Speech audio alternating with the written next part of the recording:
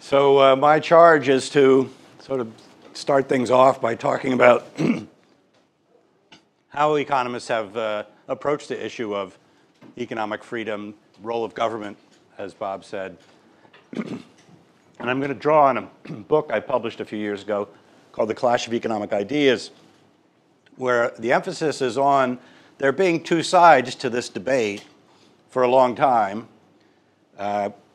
going back at least till to the Bolshevik Revolution. That's where I start the book.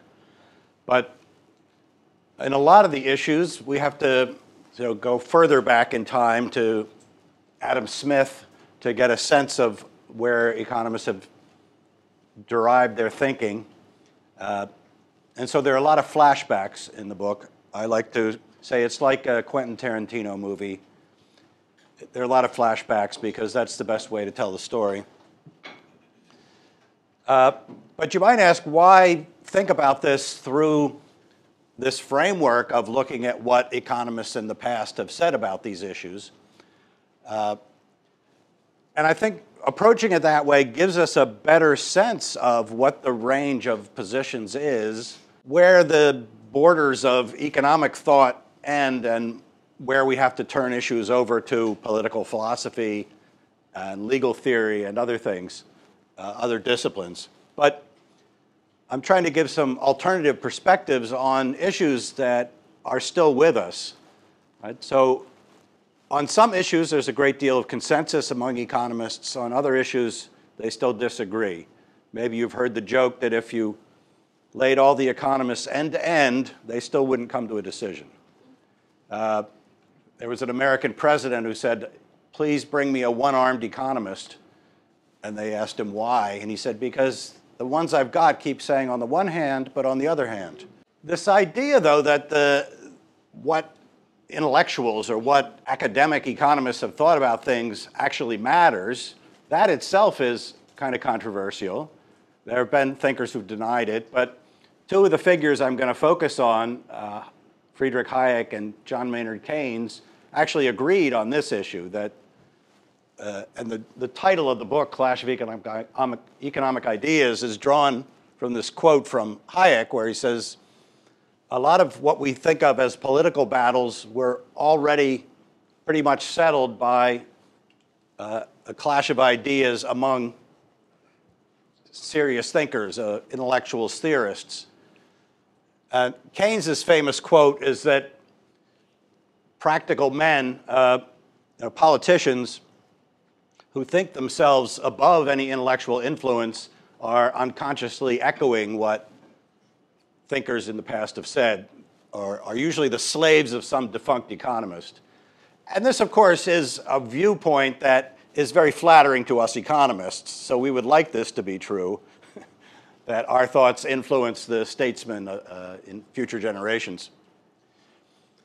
So a survey of the issues I discuss in the book, I'm not going to try to cover them all this morning, but I use the history of the 20th century, or at least since 1917, as a framework for locating the issues in time.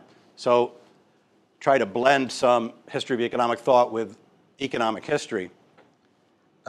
So we'll talk about the issues raised by the Bolshevik Revolution and the proposal to have a centrally planned economy, not relying on market mechanisms. I'll only say a little about the Roaring Twenties and the business cycle theories that preceded Keynes, because I'll leave that to Tyler Goodspeed to talk about business cycles. I'm going to skip the New Deal. That's an American policy initiative. I will talk about the Great Depression and what Keynes had to say about it. I'll say a little about how the Depression was dealt with in the fascist countries of Europe, and the similarity between the fascist approach and the communist approach, about which Hayek had important things to say in his book, The Road to Serfdom. I'll talk about the contrast between the post-war economic policies conducted in West Germany and where there was a great flourishing of the economy after the war under pretty free market policies. The contrast between that and the policies pursued in India, which of course is a developing country, but which adopted a very much planning mentality inspired in part by what their economists saw in the Soviet Union, but in larger part by what Western economists told them was the thing to do. So the top-down planning mentality was quite popular among development economists in the West. Fortunately, that's less true today. And then I'll talk about the question, sort of most basic question of what is the role of government in a market economy, and the framework with which economists approach that question, the theory of public goods and externalities, will be my focus there. So that's a lot. Now, if there's a sort of theme running through the book, and it's kind of the way Bob introduced things, if you really distill it down, you can pick two sides, or you can simplify things into two sides. Of course, it's more complicated than that. There are all kinds of gradations between these two positions and more extreme than these positions. But the free market thinking, market-oriented thinking, I'm going to give the label of liberalism. And in Europe, free trade is still considered a liberal policy. Light regulation, openness to innovation. In the United States, liberalism has a different meaning, and so we have to call free market views classical liberalism. But liberalism is characterized by emphasizing the formation of orders from the bottom up, right? Markets clear without anybody designing it. Payment systems become more sophisticated without any central mind planning that. It evolves, it emerges over time. Developments are guided by what Adam Smith famously called the invisible hand, meaning there are ordering forces that you can't see. Everything's not done by command. Things arrange themselves as people adjust mutually to one another's activities. The price system provides a coordinating role. I'll talk about that in more detail. Free trade allows the greatest prosperity to the economy. A free market is characterized by what Joseph Schumpeter called creative destruction. That is, new products, new ways of producing things, new ways of organizing firms displace old ones. And lastly, this is kind of my own specialty. It's probably not widely shared among even free market economists. A liberal order relies on a free financial system, a free banking system. And in contrast to that, I struggled with what to call the opposing viewpoint, because I'm lumping together sort of different views on why markets are not the best way to organize things. But I'm going to use the French term dirigisme, meaning planning, direction from the top down by the state, institutions administered rather than guided by the invisible hand. In one version of it, central planning for the entire economy from a single committee. And that's the extreme case that I'll talk about first as the Soviet approach and how that was modified by later socialists.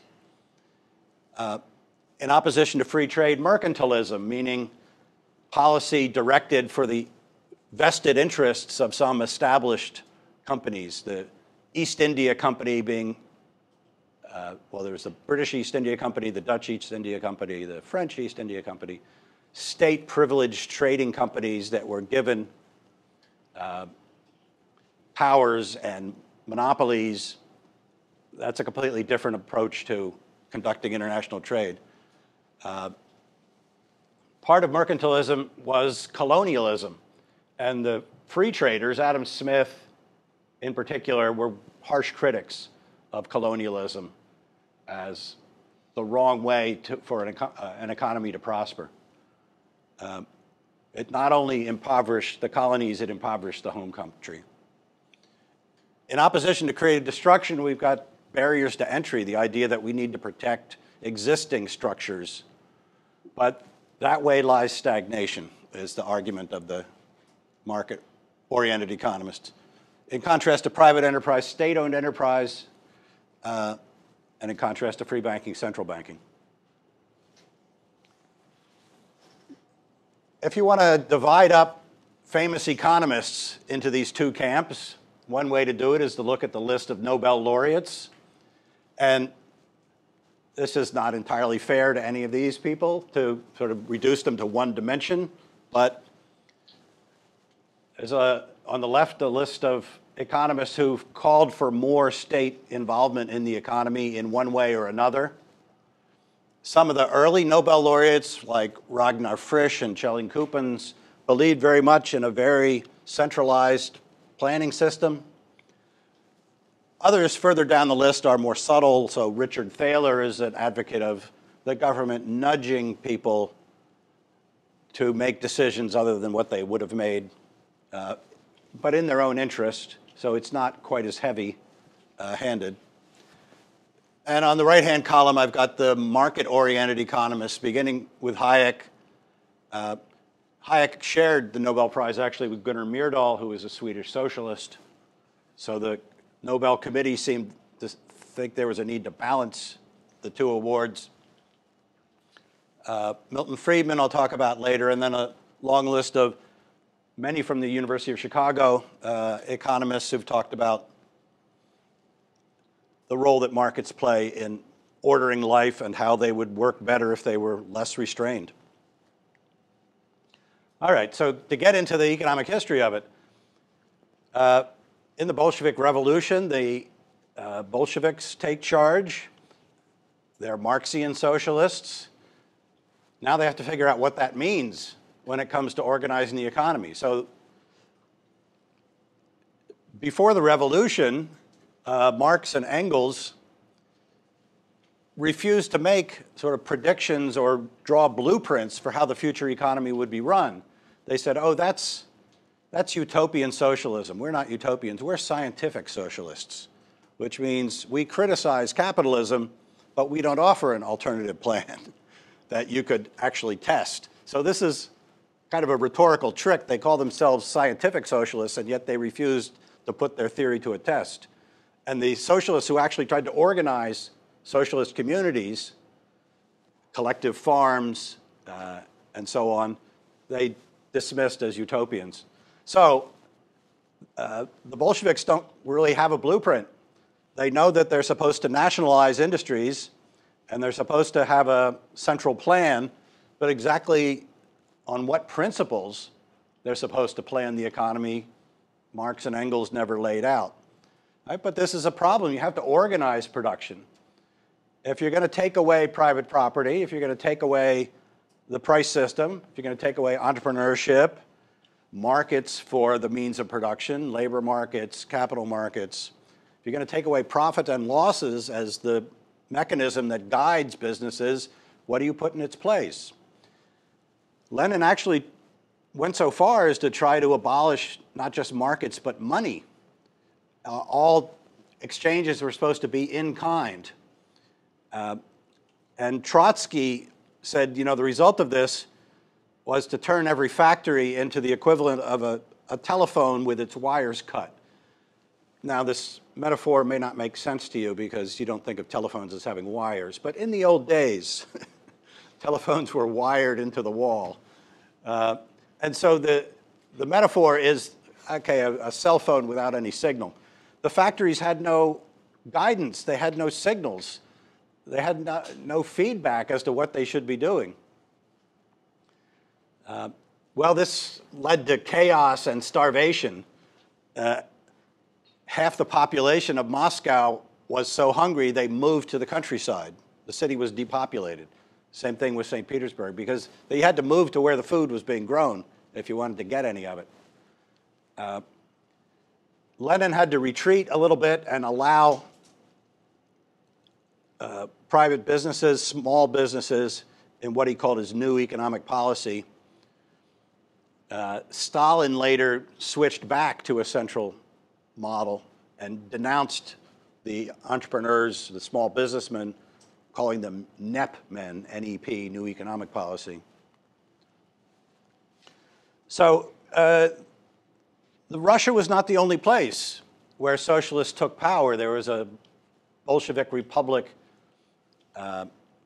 in Hungary, in Bavaria, and in the city of Vienna. And so Vienna was where an economist named Ludwig von Mises was teaching. And he said, well, we have to take this challenge seriously. But when I read the socialist literature, I don't see them grappling seriously with the problem of how to organize production. And he famously in 1920 published the article Economic Calculation in the Socialist Commonwealth. So the debate over how to organize the socialist economy has become known as the socialist calculation debate. Let me give myself some guidance on what time it is. Okay. And so Mises said, look, they haven't grappled with the problem that is imposed on us by scarcity, which is we have to decide which of the many ways of producing things we should choose. Right? There's more than one way to bake a cake. There's all kinds of different equipment, different ingredients, different recipes. In a capitalist economy, somebody who runs a factory knows what he has to pay to hire workers, knows what he has to pay for electricity, for machines, and so on. But in a socialist economy, how do you figure out whether you're making a profit or a loss? How do you know whether you're producing economically with as little waste as possible? So if you abolish private property in the means of production, let's say a tractor, how do you know whether you're using the tractor efficiently? Right? In a capitalist economy, there are other people who want to use tractors, and so you have to pay a price for a tractor. And if you can't make a profit using the tractor, that tells you other people have bid up the price because they have profitable uses for it, more profitable than yours. So that tells you give up the tractor. And so we find out what the opportunity cost of using the tractor in one way, say to grow wheat, by seeing what corn farmers or rice farmers or construction companies are willing to pay for it. And in that way, every producer is informed about the scarcity value of resources. And that value is informed by what other entrepreneurs are willing to pay for those resources, by a competitive bidding process. And so the market price reflects not just one planner's ideas, but it reflects the different plans that dozens or hundreds of potential users have, what they're willing to pay for the resources. But if the state owns all the farms and owns all the tractors, how are they going to decide where to allocate them? How are they going to decide what the most profitable way to produce is, or the least wasteful way to produce, if they've abolished profit? So that was Mises' challenge, that look, where you don't have a free market in the means of production. So he's spotting the socialists quite a bit. He's granting them the following. Let's assume that you allow markets where workers can spend their incomes on whatever they like, and so the planners can observe which consumer goods are actually in demand, and so they know what mix of consumer goods to produce. And that is a big concession, because in the Soviet Union, of course, they didn't solve that problem. In the Soviet Union, they famously had empty, butcher shops with no meat in them, and bakeries with no bread in them, and people queuing up to buy everything because the prices were not reflecting the scarcity value. So Mises said, let's assume you know what to produce. You still don't know how to produce it, because there are many different methods for producing anything, and we need to know the scarcity value of the inputs not just the value of the consumer goods that are the output of the process. We need to know the scarcity value of each of the inputs, and for that we need competitive bidding. So no free market, no pricing mechanism for the means of production, no pricing mechanism, no economic calculation, meaning no way to tell whether you're producing things efficiently or wastefully. This challenge was taken up by a Polish economist named Oskar Lange, and Lange is called a market socialist because he was trained in modern economics. That is, he didn't believe in the labor theory of value. He knew that was nonsensical. He believed in modern price theory. He understood the role of general equilibrium. He understood the theory of general equilibrium, whereby all uses have to be adjusted to all other uses. And he actually said, kind of sarcastically, in the future hall of the Socialist Planning Ministry, I propose that we erect a bust to Professor Mises for pointing out to us the problem that we have to solve. Nonetheless, and after the Berlin Wall fell, some philanthropists in the US had a bust of Mises made and sent to Poland. Well, after the fact, but couldn't get it in there before then. Lange said, yes, we need prices to indicate how valuable things are in alternative uses, but we don't need markets to give us those prices. So we can have central planners set the prices. They can do the same kind of trial and error that markets use to clear. Right? If there's a surplus, then cut the price. If there's a shortage, then raise the price. Or if we have all the necessary information at hand, if we know what consumers are demanding and we know what resources we have to produce things, and we know the best recipes for producing things, we can just write all this down as a big system of simultaneous equations and solve it. So we can use the technology of general equilibrium theory to give us a set of prices that will clear all markets simultaneously. And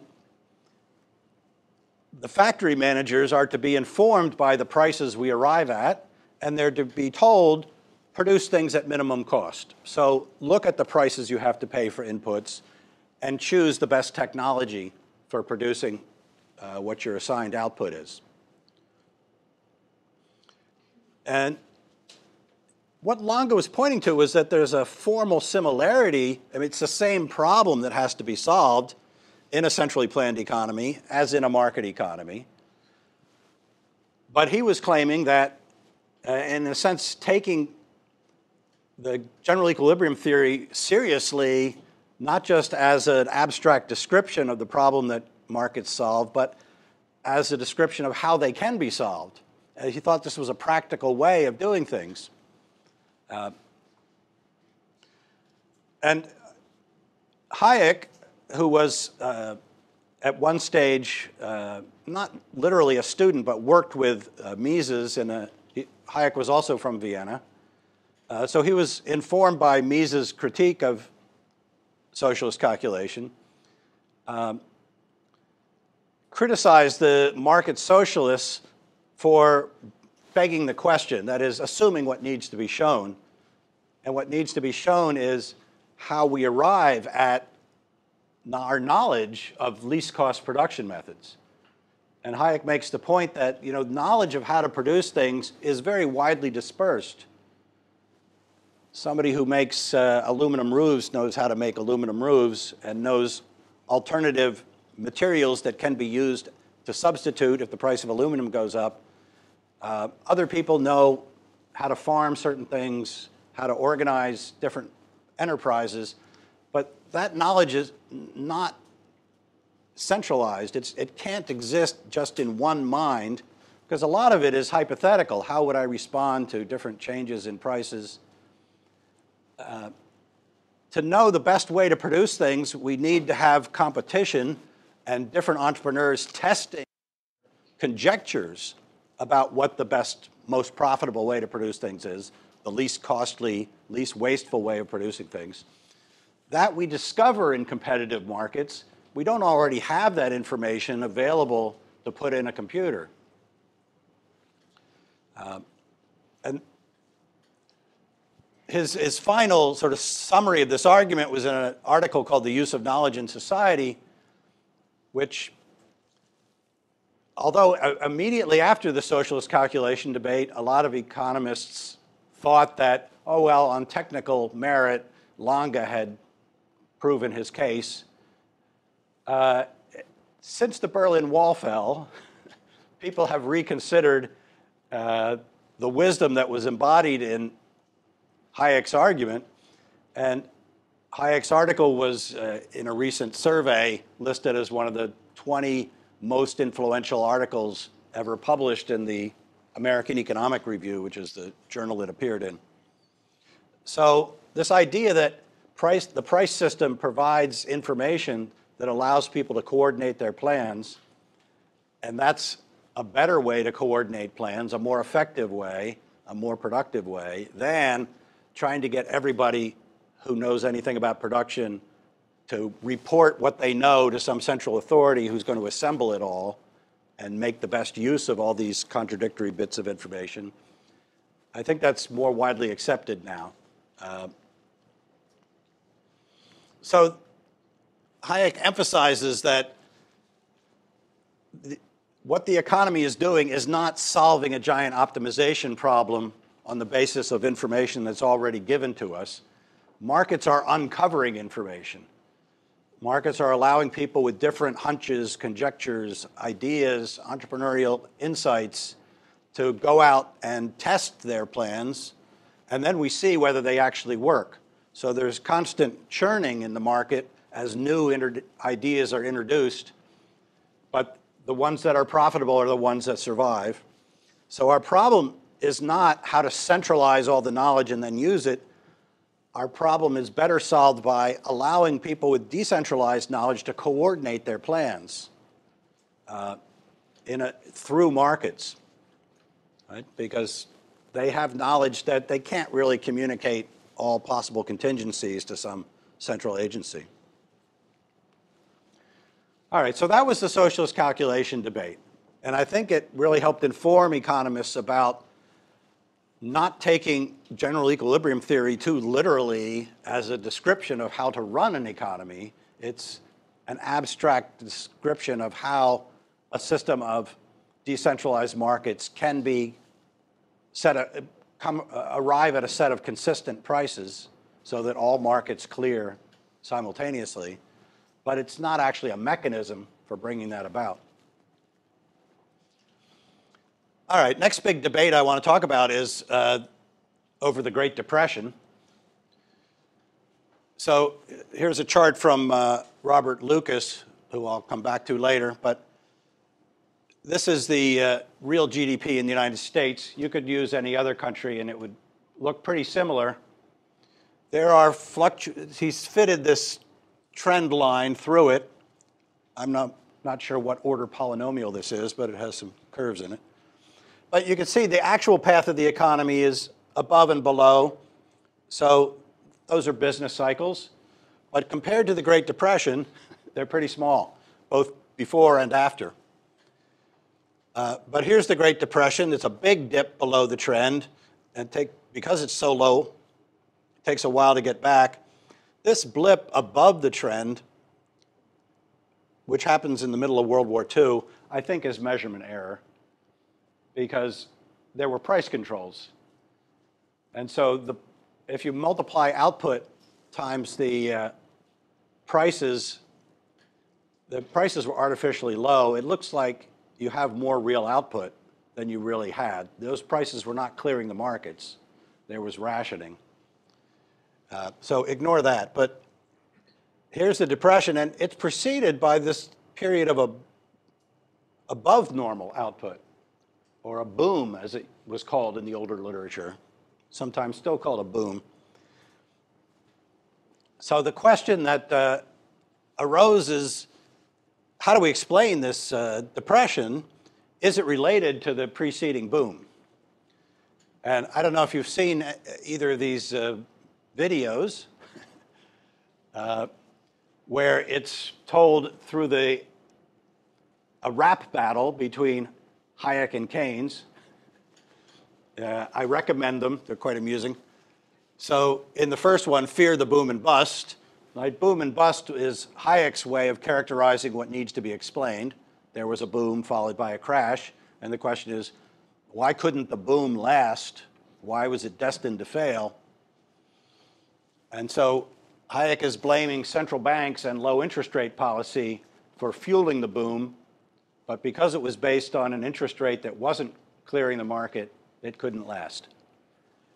And Keynes responds, no, the crash has nothing to do with the previous boom. It was just a collapse in the spirit of investors, or the animal spirits, as he called them. This video was produced by two economists, one of whom was a colleague of mine, Russ Roberts, at George Mason. He has since changed jobs a few times, and now he's president of a college in Israel. Quite a different career path. I had one contribution to the second video they produced, which was about fiscal policy, called Fight of the Century. Namely, I said, look, you've got Hayek looking older than Keynes in your first video, but Keynes is actually 18 years older than Hayek. They said, okay, good point. And so in the second video, they put more gray in Keynes's mustache. So that was my contribution to these productions. But this way of characterizing the big macroeconomic debate as Keynes versus Hayek is the theme of Nicholas Wapshot's book, but several other books have been written on this theme. So Hayek is offering a theory. I'm not going to go into it in detail, but a theory of how loose central bank policy stimulates a boom that can't be sustained. And that theory has made a comeback since the financial crisis of 2008. That's when these rap videos were produced as a response to that, because the patterns seem the same. There's a real estate boom that collapses. Why couldn't it last? What brought it about in the first place?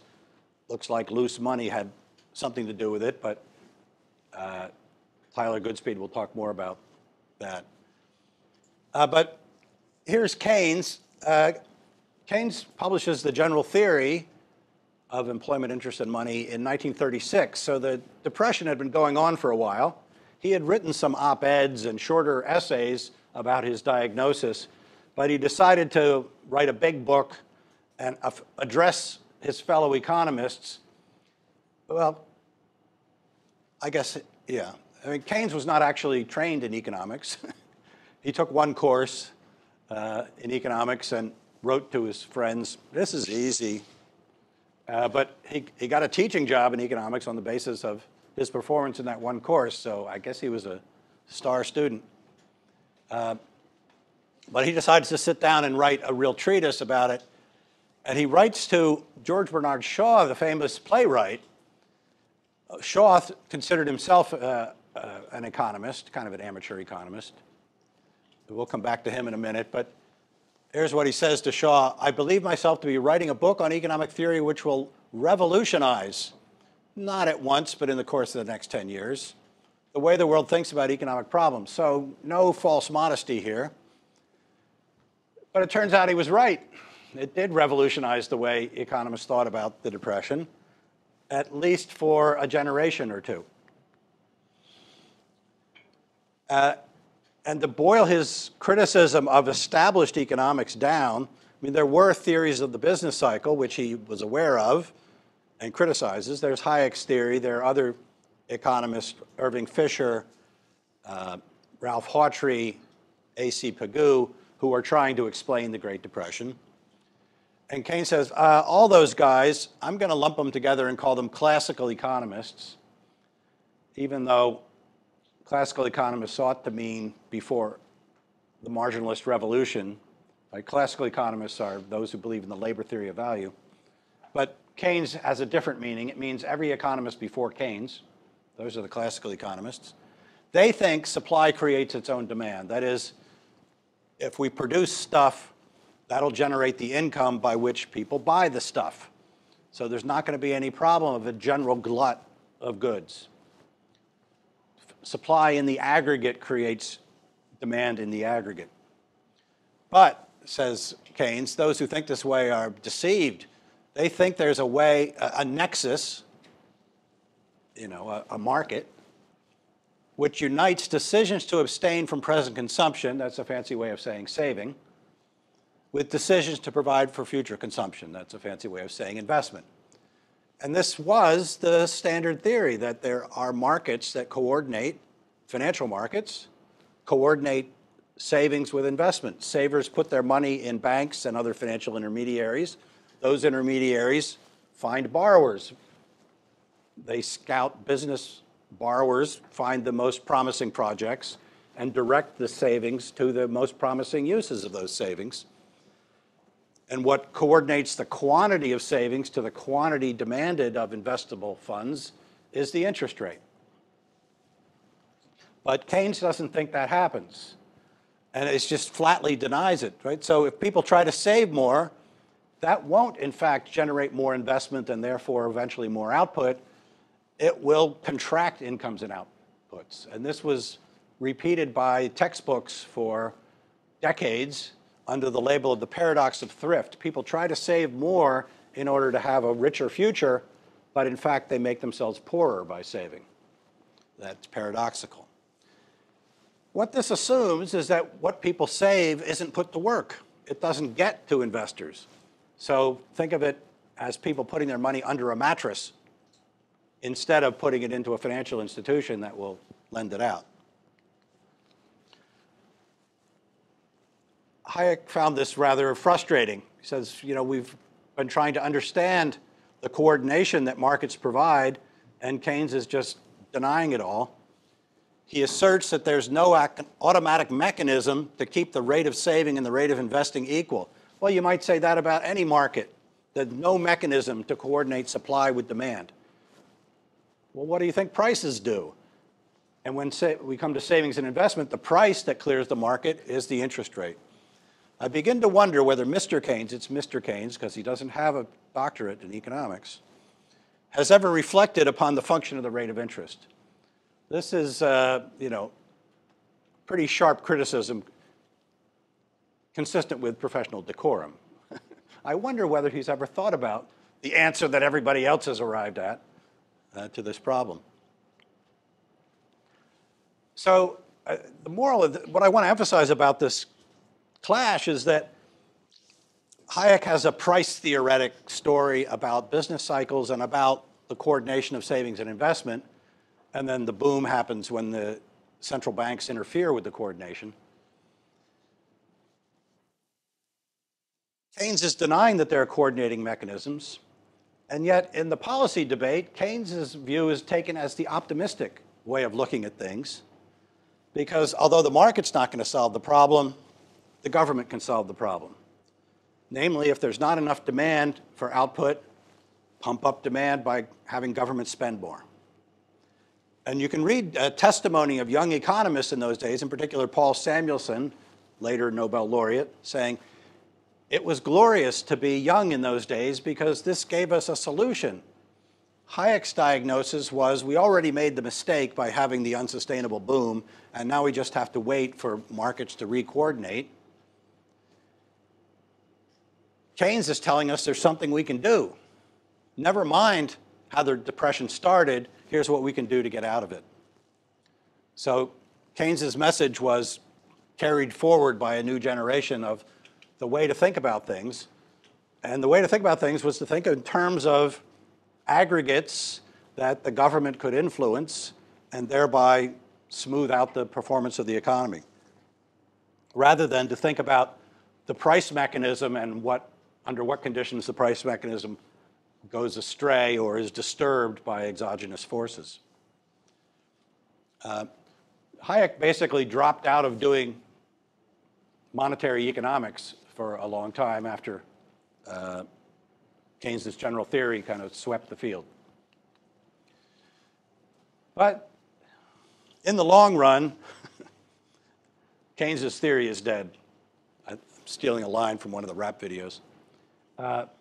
So after the Keynesian revolution and generations of Keynesian macroeconomic management in the US and European economies, there was a problem of double-digit inflation in the 70s and 80s, and Keynesian models didn't have any explanation for it.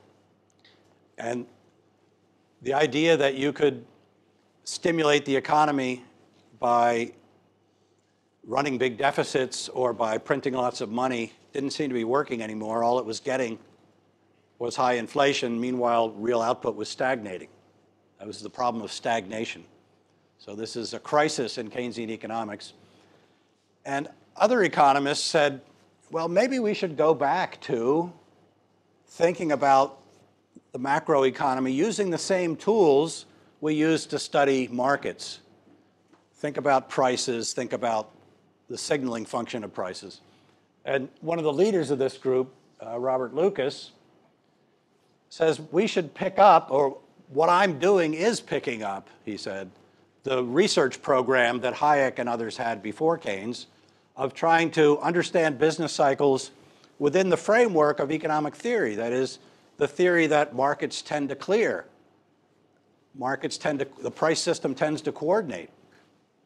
So among interwar business cycle theorists, he says, there was agreement as to what it would mean to explain business cycles.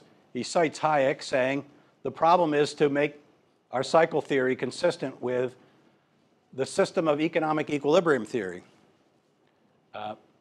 But the Keynesian revolution redirected or diverted research away from this into the simpler question of what determines how much output there is at a point in time, and that's a matter of just aggregates interacting.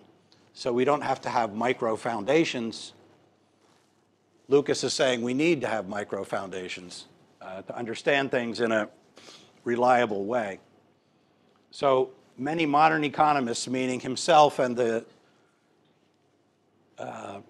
his generation, Barrow, Sargent, other macroeconomists, have no difficulty accepting Hayek's statement of the problem.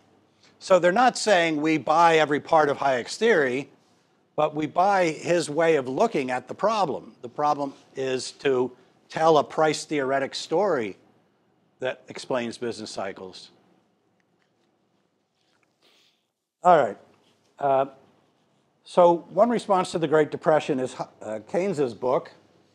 In Italy and Germany, there's a different response.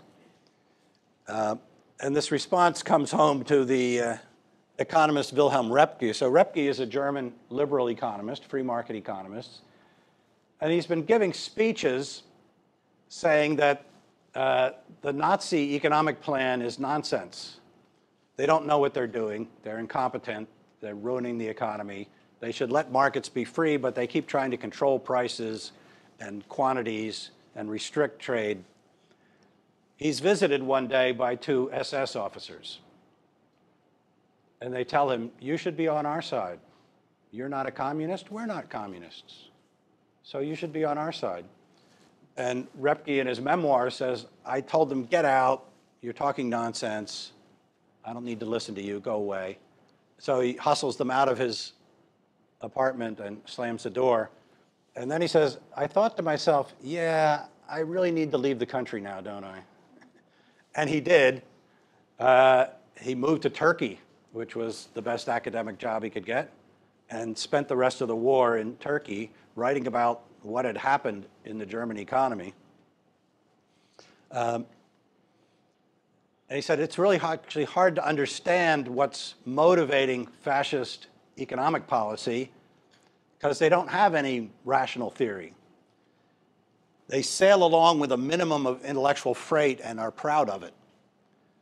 Right? So they're anti-capitalists, they denounce businesses, they shut down businesses, they direct output toward the war effort, they direct inputs.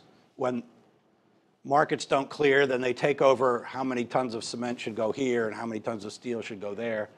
So the German economy had become planned not through any theoretical effort, as in the Bolshevik economy, where it was trying to execute a Marxist plan. It was just ad hoc. When you put on price controls, you get shortages. How do you deal with shortages? Well, rationing and decrees. Well, the priority industries should get this much of the short supply and everybody else can cope. So price controls and exchange controls in both Italy and Germany grew into all-around ad hoc controls on the economy. So he said they don't want any revolutionary changes. They're not Marxists, but they kind of stumbled into this central planning through interventionism with collectivist phraseology. So the National Socialists became socialists of a sort. Now, ironically, in order to fight the Axis powers, the British economy went on a wartime footing, which meant the government allocated lots of resources, had price controls, directed the allocation of cement and steel and other raw materials. Well, that was a temporary wartime measure, except that the Labour Party, so Churchill is in power during the war, he's a conservative. The opposition party, the Labour Party, starts to say, well, we think these wartime controls are actually a model for how we can run a peacetime economy. This cartoon is from there's a cartoon version of Hayek's critique of these plans in his book called The Road to Serfdom. Somebody produced a cartoon version of The Road to Serfdom, so boiling it down into very simple terms. But if you read what the Labour Party actually wrote, they say they're thinking of this during the war. We want to reorganize society, and to do that, the wartime controls in industry and agriculture should be maintained. So we don't want to go back to a market economy. We want to have a centrally planned economy. And where were they drawing their inspiration? There were generations of Fabian socialists in Great Britain who had promoted the idea of a bigger and bigger government role in the economy. They were Fabian, meaning they believed in a gradual approach to achieving socialism through legislation, as opposed to, they weren't revolutionaries, they weren't Marxists. So somebody described the difference as the Marxists seem to have only observed the French Revolution as a way of bringing about change. But the Fabians observed the century after that, in which social legislation enlarged the government's role.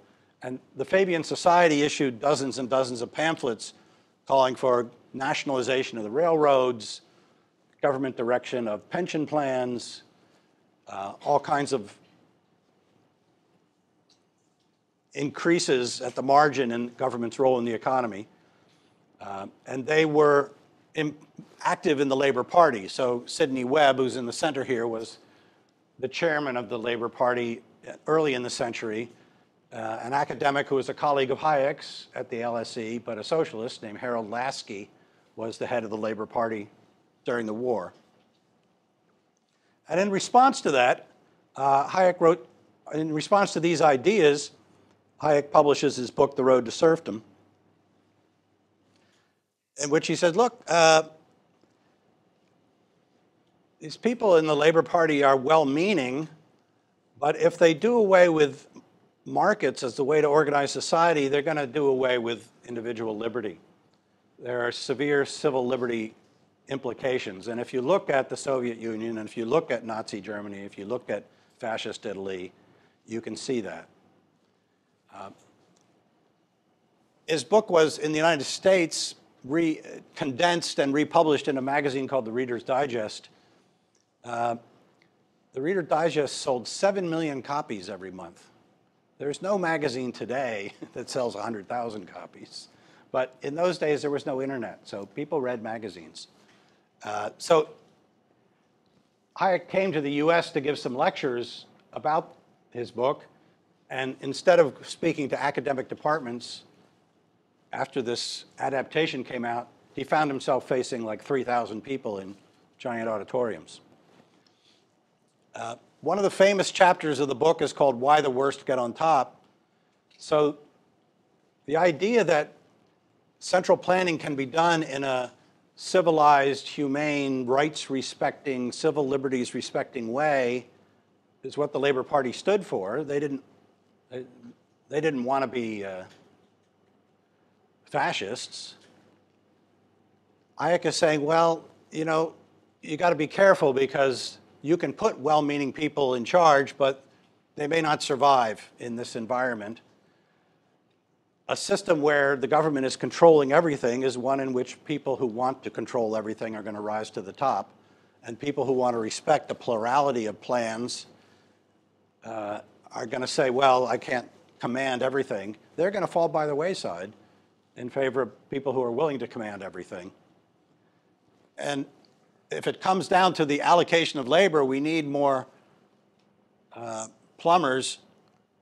need more carpenters. The central planners may say, well, you have to become a carpenter. We don't need so many plumbers. So the liberty to choose your own occupation becomes at risk.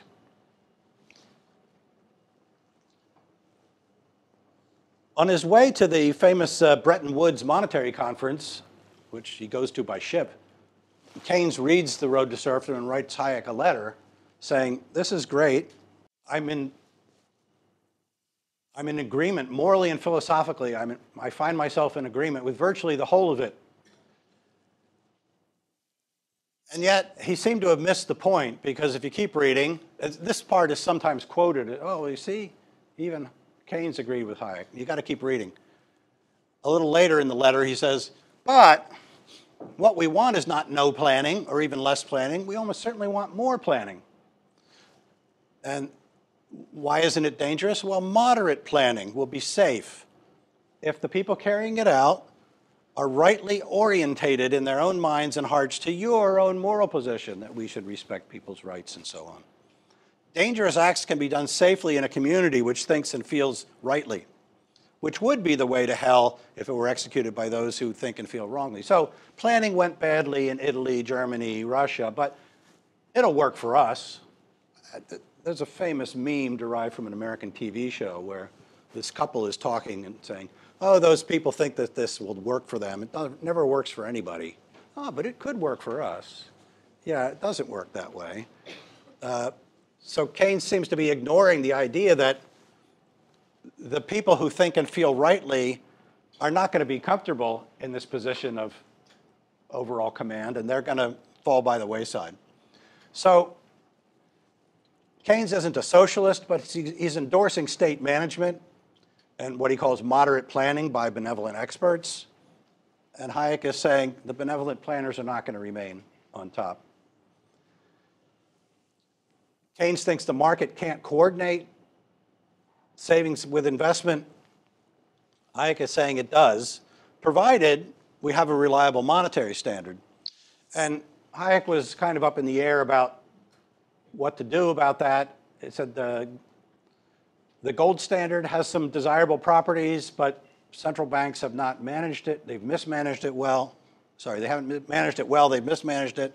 But if we have a non-disruptive central bank, the market will function well. What we need to avoid is disruption by central banks. So I think I should wrap it up, right, and start to take questions. When labor got into power, they did nationalize a lot of industries. And so that was the concern Hayek had, that this would lead to an erosion of civil liberties. But Britain did kind of step back from becoming a Soviet economy. That never happened. And I think in part because of the influence of the Road to Serfdom and warning people that we don't want to let government allocate people to jobs they don't want to do. And the Labor Party actually, a Labor Party theoretician named Evan Durbin wrote a review of the Road to Serfdom in which he said, we'll never do that. And I think that actually had an influence on their policy. Well, there were very few economic liberals left after the war, after the Keynesian revolution. They kind of regrouped in 1947 in an organization called the Mont Pelerin Society.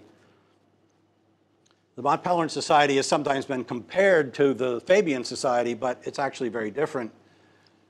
It's sort of the few remaining classical liberals getting together and saying, what can we do to rebuild the idea of markets as a guiding force in society, restore the idea that society can direct itself, provided a compatible framework. But Mont Pelerin Society never issued pamphlets. It wasn't for that. It was a discussion club. It has grown as the importance of market ideas has come back. And in the list of Nobel laureates on the market side, there were many members of the Mont Pelerin Society. So it has played a role in reinforcing research rather than advocacy. But many market think tanks have been inspired by started by members of the Mont Pelerin Society. So it is in the background to some of the resurgence of market thinking. So we got half an hour left. Sorry, should I stop and take questions in case I said anything controversial? Thanks. Yeah. The main argument against planning the market and choosing prices due to demand is that there are mistakes, and free markets figure out the mistakes on their own and adjust themselves. In this new age of AI and calculations that are way more advanced than what we ever could, is there a place for AI in planning something to do with the market? Like how, for example, he said that some planning wouldn't be bad, for example, in your opinion? So that's a good way to put it, that many plans will turn out to be mistaken, but we want a system where those are eliminated quickly, and the more successful plans dominate. If you just have one plan and it makes a mistake, then the whole system is now in trouble. So one of the responses to Mises and Hayek's argument by later socialists was, oh, well, you can think of the price system as a kind of primitive computer for figuring out how to solve the equations that the economy consists of. So now that we have IBM mainframes, now we can solve the problem. But that's misconceiving the problem. And I think the same thing can be said about the role of artificial intelligence programs.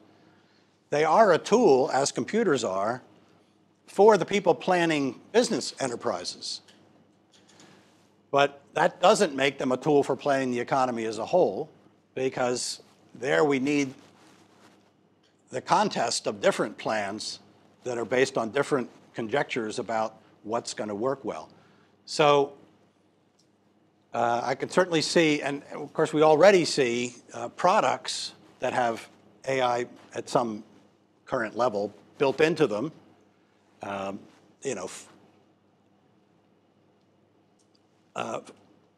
Phone answering devices or chat bots, that sort of thing. And some of them work well and some of them don't work, and hopefully the better ones survive and the worse ones get pared away. Seems to be taking a while. But the creation of computers ended up leading to the development of decentralized computing, right? Initially, when it was just mainframes, people thought, oh, there's only one big computer, then the government should take it over and do the planning on that computer. But now everybody's got a computer, and that's aiding everybody's plans, but we still need the contest among these plans. And I think likewise for artificial intelligence programs, there are different AI programs trained different ways, and some of them are better for certain tasks than others. And so we need to have a contest among providers of AI programs. Yeah. I know it's the same question, but hypothetically, if, for example, we gathered all the data from previous economies going back 100 years or something, Yeah. where we have the data and we plug it all into an AI, or different AIs as well, and then have them compete together, how do you see that to be different than a free market, for example? So if we had a static economy, if nothing was going to change from now on, no technology change, no change in the climate, no change in fads and fashions, once we gathered all the data, we could presumably reproduce our current economy that way. But we live in a world of ceaseless change, and it's rapid adaptation of change that brings about economic growth. So incorporating the latest technology in a way that produces output more cheaply, that's what we want, not to continually reproduce what we've already done. What's in the data is only about the past. But going forward, we need people to test conjectures about new ways of doing things.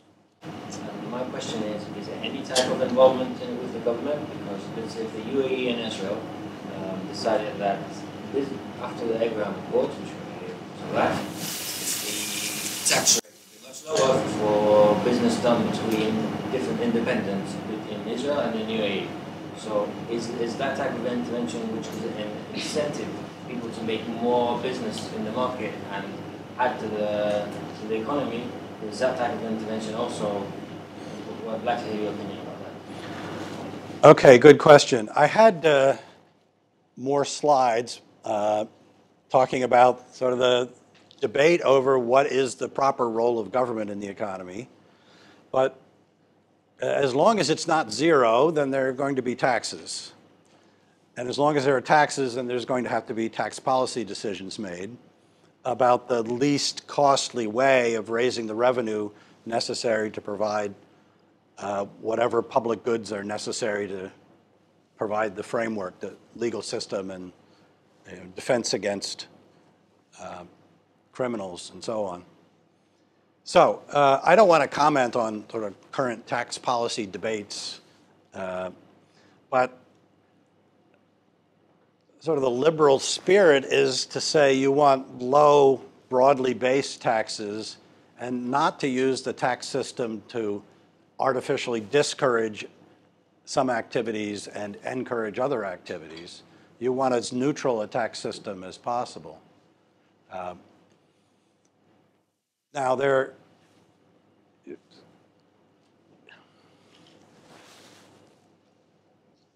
economics of taxation is kind of complicated because if you want to minimize the deadweight cost of taxes, right, the cost in terms of discouraged activity, the sort of general philosophy is you want to tax consumption and not production. And so there is a sort of, at the very general level, an argument for not taxing production or trade, just tax consumption. So from that point of view, lowering taxes on things that are not consumption and replacing them with consumption taxes would be a move toward greater efficiency. But probably the burden of government is based on what it spends, and so it seems to me the most important guiding principle in tax policy is to make it to raise the revenue with as little burden as possible. So, I mean, that's what I would say. Actually, I would like to go back to the Bolshevik revolution, and I would like to ask you if they trade with other countries, because it must have been a huge influence also if they created and tried to do all the production within the country and also trade with other countries outside. Didn't that affect some kind of any kind of influence on the country? Yes. And also, I suppose that this question could be also in other influences in different countries without. Yeah, so it was a feature of the Soviet Union and all the Eastern Bloc countries behind the Iron Curtain that they did very little to no international trade because they had a plan and international trade would upset the plan. So it was a kind of national autarky. And that's one reason they lagged so much behind the West. Now, there was an exception to that, which kind of illustrates the principle, which was Yugoslavia was a socialist country, but it was on a different model. It wasn't so much top-down. It was worker-managed firms. But they were quite happy to have international trade, and they were much more prosperous than the rest of the Eastern Bloc countries because of that. But yeah, there is, I mean, in principle, you could have a centrally planned economy, but also plan what international trades you want to make. But the rest of the world's not going to go along with your plan. They're going to say, here's the price in the world market. You can't dictate the price to us. And so there tends to be an autarkic, an anti-trade element to central planning at a national level. So, so the question is, how do you explain countries that seem to prosper on market principles like Chile, and yet there's been popular criticism and turning against market orientation?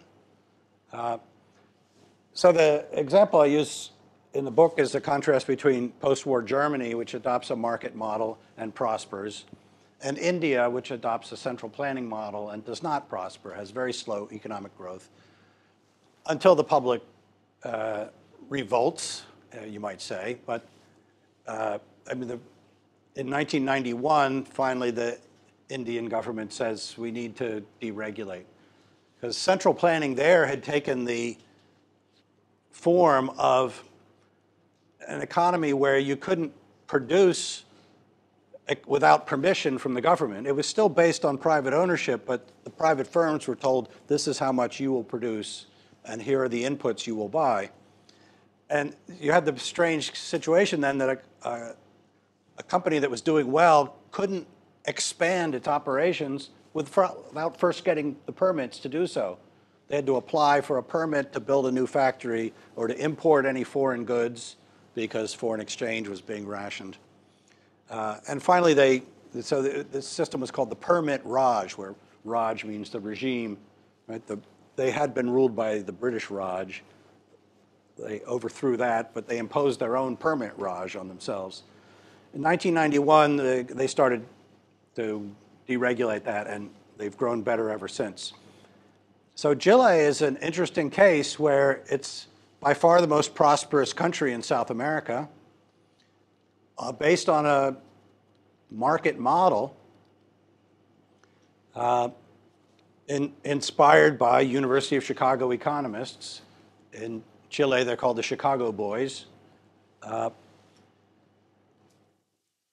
But in recent elections, the anti-market parties have prevailed. They proposed, the left party proposed a constitutional amendment, but that was rejected by the public. So the liberal ideas still have some purchase there.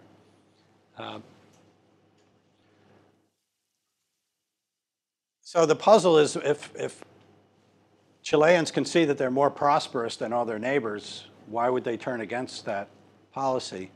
And it's a puzzle to me, too. I think in part because they are prosperous, they think we can afford more social welfare programs. We can afford a bigger government role in the educational system. Those have been kind of the leading issues. But I don't think they're rejecting, a trade orientation or, market mechanisms as the guiding force. I don't think they're not re-electing Allende. Do you feel like maybe if inequality issues there were addressed in a better way, they would avoid some of these issues? So that's a more broader question. Yeah, that is a broad question, and that's a question that Hayek grappled with in his later book, The Constitution of Liberty, and in The Road to Serfdom. He said, look, some voters are going to be against opening up the economy if they see it as a threat to their own livelihood. And so it may be a necessary feature to sustain a liberal economic order to have a safety net, so that people are not afraid of the the creative destruction process that comes with a market orientation. And that's going to depend on political philosophies and cultural norms that prevail in a particular country. I don't know what more specifically I can say about that, but it is difficult to afford any kind of a social safety net if you have a poor economy. There aren't the resources. So there's no safety net in India.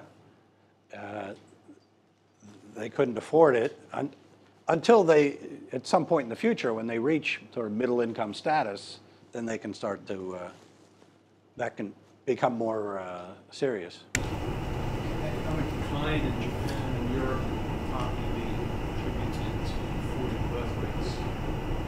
Is there a role in government policy to encourage families to this through subsidies and loans rather than immigration that makes sense? Well, I'm not a fan of that. If you look at Japan, I don't think the problems are as great. If you look at total GDP, it's true that's not been growing because the population's been declining. But if you look at GDP per capita, they're doing okay. I don't know that much about the demographics in Europe, but in general, a slowly growing population means that the inherited structure of capital gives you more capital per head. And so it's consistent with maintaining a high standard of living. The argument that you need population growth to sustain the economy seems to me is sort of based on the notion that it's demand that drives the economy as opposed to production. But you can't have a high standard of living without producing. And so it's labor and capital that are, and entrepreneurship that are producing the pie that gets distributed. If there's no children, yeah. The population keeps getting older. Well, that is a problem. When you have, so that is a problem in Japan, that you have an unsustainable Social Security system. Yeah, and also the United States. What And happens is pretty soon in the U.S. Most healthcare expenditures are disproportionately age 50 and above. So if there's no children and the population is aging, Yes. you've got a disproportionate burden of No, that's a good point. More than that, research So- shows that the older the population gets, the less innovative it becomes, and therefore less productive.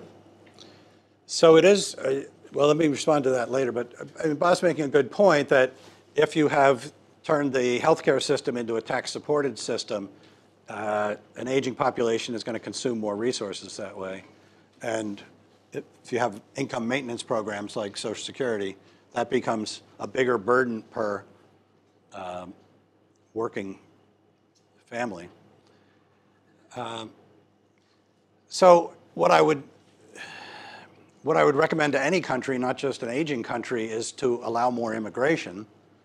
That'll bring in young people. That'll bring in ambitious people people with ideas. There are, of course, cultural questions that are raised by immigration in any country, but it seems to me the sort of liberal principle is that the people who are current citizens of the country should be free to, do business with not just people living in other countries, but to bring in workers. There are, of course, a whole host of issues that are raised by that. But yeah, countries that are aging, and if they do have this demographic burden due to the retirement system and the healthcare system,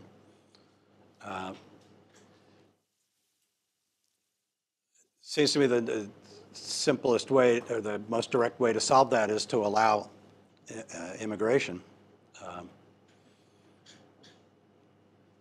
to replenish the younger population. Yeah, I'm not sure. I mean, I haven't thought about a system of subsidies for having children, but So maybe I shouldn't say anything about that.